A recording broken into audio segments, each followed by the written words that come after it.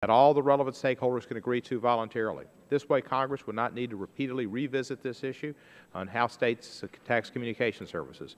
My fear is that absent such a solution, comprehensive solution, Congress may be compelled to impose one that leaves none of the stakeholders happy. Hopefully we can all get together. The fact is the tax structures of many states fail to account for the advent of wireless communications. Cultural lag, and this failure by states will inure to our constituents' detriment.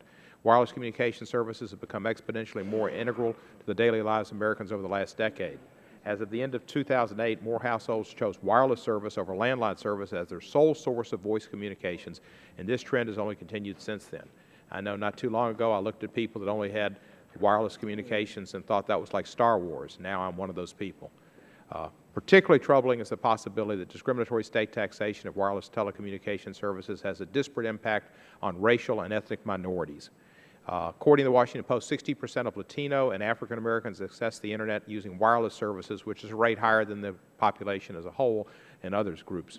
Therefore, the burden of higher taxes on wireless services falls disproportionately on their shoulders, and wireless services in general is a regressive tax, and something state and local governments too often easily resort to is regressive taxes that hurt the most underrepresented people and the most needy people in their jurisdictions.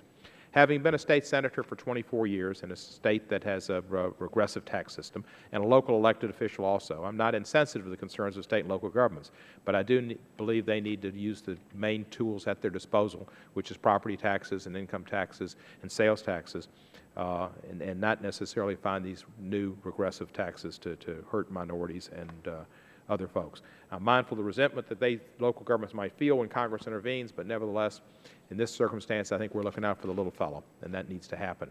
And fairness. Sometimes the state governments are right, and sometimes they're wrong, but in this one, I think they're wrong. And Representative Lofgren has been the prime sponsor. I appreciate she's going to be a witness today, and she's been a stalwart person on this. She probably had wireless phones way before I even thought about it, back when I was thinking they were Star Wars. She's so advanced. At this time, H.R. 1002 is really a modest bill. It does not seek to override existing discriminatory state taxes on wireless services.